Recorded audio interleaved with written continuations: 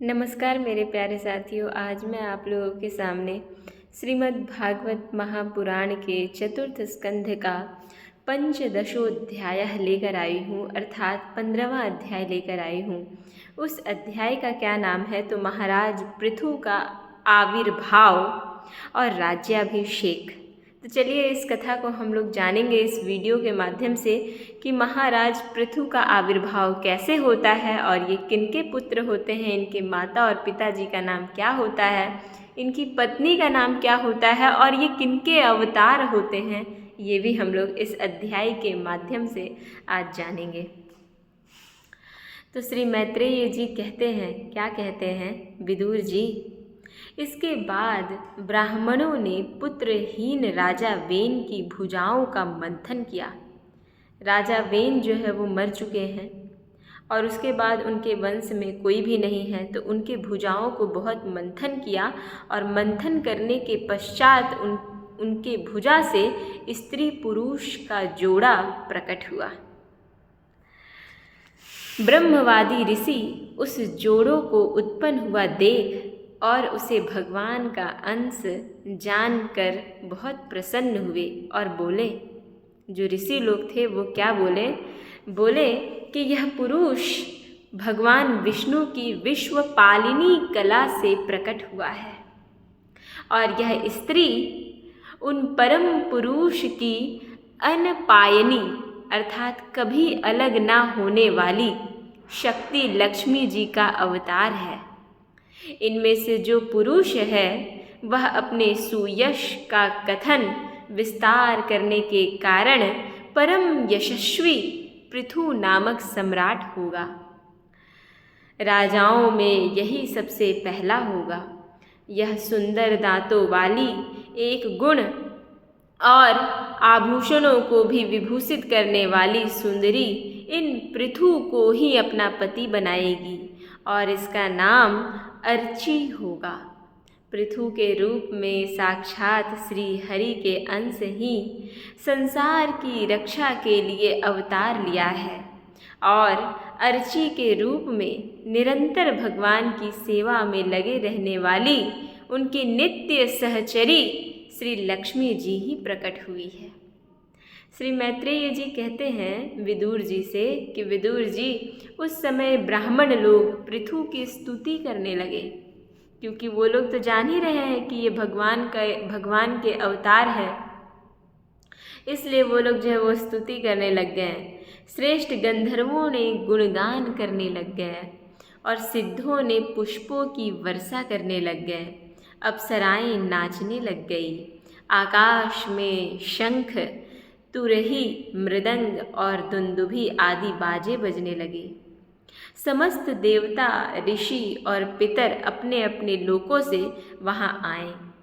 जगत गुरु ब्रह्मा जी देवता और देवेश्वरों के साथ पधारे। उन्होंने वेन कुमार पृथु के दाहिने हाथ में भगवान विष्णु की हस्तरेखाएं और चरणों में कमल का चिन्ह देखकर, हाथ में चिन्ह देखकर उन्हें श्री हरि का ही अंश समझा, क्योंकि जिसके हाथ में दूसरी रेखाओं से बिना कटा हुआ चक्र का चिन्ह होता है वह भगवान का ही अंश होता है, ऐसा बताया जा रहा है। वेदवादी ब्राह्मणों ने महाराज पृथु के अभिषेक का आयोजन किया। सब लोग उसकी सामग्री जुटाने में लग गए। उस समय नदी, समुद्र, पर्वत, सर्प, गौ, पक्षी, मृग, स्वर्ग, पृथ्वी तथा अन्य सब प्राणियों ने भी उन्हें तरह तरह के उपहार भेंट करने लग गए। सुंदर वस्त्र और आभूषणों से अलंकृत महाराज पृथु का विधिवत राज्याभिषेक हुआ। उस समय अनेकों अलंकारों से सजी हुई महारानी अर्ची के साथ वे दूसरे अग्निदेव के सदृश जान पड़ रहे थे। वीर विदुर जी, उन्हें कुबेर ने बड़ा ही सुंदर सोने का सिंहासन दिया तथा वरुण ने चंद्रमा के समान श्वेत और प्रकाशमय छत्र दिया, जिससे निरंतर जल की फुहियाँ झरती रहती थी। वायु ने 2 चंवर, धर्म ने कीर्तिमयी माला और इंद्र ने मनोहर मुकुट, यम ने दमन करने वाला दंड, ब्रह्मा ने वेदमय कवच और सरस्वती ने सुंदर हार, विष्णु भगवान ने सुदर्शन चक्र, विष्णु प्रिया लक्ष्मी जी ने अविचल संपत्ति, रुद्र ने 10 चंद्राकार चिन्हों से युक्त कोश वाली तलवार, अंबिका जी ने 100 चंद्राकार चिन्हों वाली ढाल, चंद्रमा ने अमृतमय अश्व, त्वष्टा अर्थात विश्वकर्मा ने सुंदर रथ, अग्नि ने बकरे और गौ के सिंगों का बना हुआ सुदृढ़ धनुष, सूर्य ने तेजोमय बाण, पृथ्वी ने चरण स्पर्श मात्र से अभिष्ट स्थान पर पहुँचा देने वाली योगमयी पादुकाएं, आकाश के अभिमानी देव देवता ने नित्य नूतन पुष्पों की माला, आकाश विहारी सिद्ध गंधर्वादि ने नाचने गाने बजाने और अंतर्धान हो जाने की शक्तियाँ, ऋषियों ने अमोघ आशीर्वाद, समुद्र ने अपने से उत्पन्न हुआ शंख तथा 7 समुद्र पर्वत और नदियों ने उनके रथ के लिए बेरोक टोक मार्ग उपहार में दिए। इसके पश्चात सूत, मागध और बंदी जन उनकी स्तुति करने के लिए उपस्थित हुए वहाँ पे।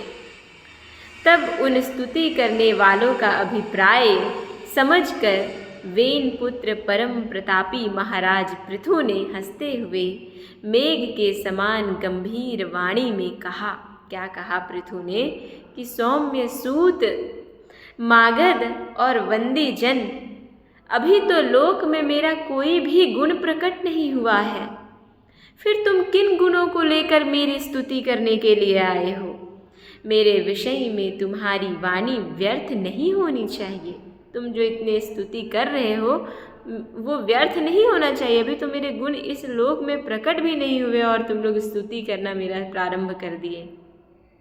इसलिए मुझसे भिन्न किसी और की स्तुति करो जिनका इस संसार में गुणों की बखान हुई हो, उन्हें जाकर स्तुति करो।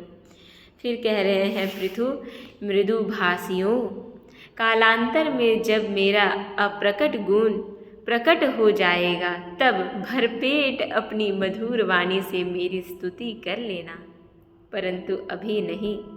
देखो, शिष्ट पुरुष पवित्र कीर्ति श्री हरि के गुणानुवाद के रहते हुए तुच्छ मनुष्यों की स्तुति नहीं किया करते हैं।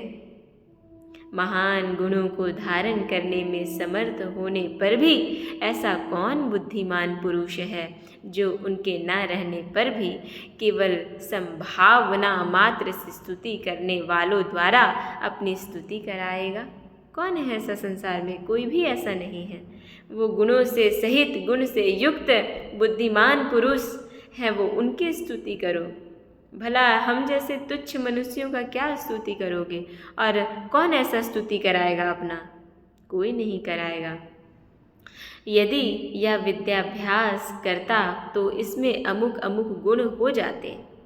इस प्रकार की स्तुति से तो मनुष्य की वंचना की जाती है। वह मंदमती यह नहीं समझता कि इस प्रकार तो लोग उसका उपहास ही कर रहे हैं।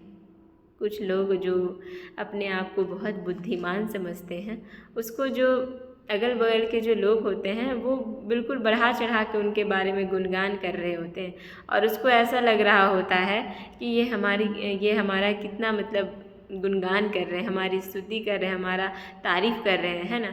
लेकिन उसको, उस मंद बुद्धि व्यक्ति को ये नहीं समझ में आता है कि ये हमारा तारीफ़ नहीं बल्कि उपहास उड़ा रहे हैं। ऐसे आप लोग भी देखे होंगे अपने आसपास में। फिर क्या है यहाँ पे, जिस प्रकार लज्जाशील उदार पुरुष अपनी किसी निंदित पराक्रम की चर्चा होना बुरी समझते हैं, उसी प्रकार लोक विख्यात समर्थ पुरुष अपनी स्तुति को भी निंदित मानते हैं। जो लोग विख्यात होते हैं वैसे मनुष्य नहीं चाहते हैं कि हमारी प्रशंसा हो, हमारी स्तुति हो।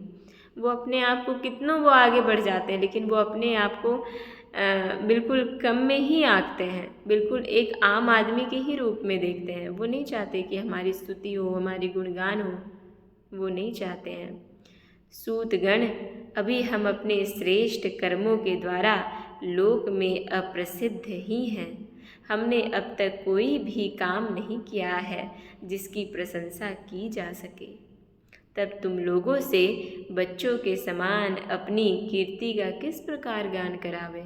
अभी तो मैंने कुछ अपना गुण का बखान, अपना गुण दिखाया ही नहीं है। हमारे कुछ गुण अभी लोक में फैले ही नहीं हैं। तो फिर तुम्हें किस प्रकार से जो है वो मैं अपनी स्तुति कराऊँ, अपनी कीर्ति की स्तुति कराऊँ? नहीं करा सकता हूँ। इस प्रकार से जो है वो महाराज पृथु कह रहे थे। और अगला अध्याय में हम लोग देखेंगे कि बंदीजन द्वारा महाराज पृथु की स्तुति और किस किस प्रकार से होती, क्योंकि सारे ब्राह्मण, सारे ऋषिगण, सारे देवतागण जान गए हैं कि ये पृथु कोई आम इंसान नहीं है, ये एक भगवान का अंशावतार है। और उनकी पत्नी जो है वो साक्षात लक्ष्मी जी का अवतार ली हुई है। उनकी पत्नी का नाम अर्ची होता है। क्या है? अर्ची। और पृथु जो है वो पृथु के पिताजी का नाम वेन था, जो अत्यंत ही दुष्ट प्रवृत्ति के इंसान थे। इससे पूर्व अध्याय में हम लोग देख चुके थे। तो इस प्रकार से ये अध्याय समाप्त होता है मेरे प्यारे मित्रों। आप इनके गुणों को, आप इनकी जो क्वालिटी है उसको आप देखिए और अपने जीवन में उतारने का प्रयत्न कीजिए। भगवान होने के बावजूद भी ये अपने आप को भगवान नहीं समझ रहे हैं। इस लोक में आने के बाद आप सोच सकते हैं। और यहाँ पे मनुष्य जो है वो थोड़ा सा अध्ययन करने के पश्चात वो अपने आप को बहुत महान समझ लेता है। चाहे वो बहुत धनवान व्यक्ति हो तो वो अपने आप को बहुत बलशाली समझ लेता है। ऐसे ऐसे लोग होते हैं संसार में। लेकिन एक भगवान इस पृथ्वी में अवतार लेने के बाद भी वो कह रहे कि तुम मेरा स्तुति क्यों कर रहे हो? मत करो, मैं उस योग्य अभी नहीं हूँ। जब उस योग्य होऊंगा तब तुम भरपेट जो है वो मेरी स्तुति करना। ऐसे जो है वो स्वयं पृथु कह रहे हैं। और ये अध्याय समाप्त होता है। अब हम लोग अगले अध्याय में देखेंगे कि इनकी और किस किस तरह से स्तुति की जाती है, वो हम लोग देखेंगे। धन्यवाद। नमो नमः। नमः संस्कृताय। ओम नमो भगवते वासुदेवाय नमः। ओम।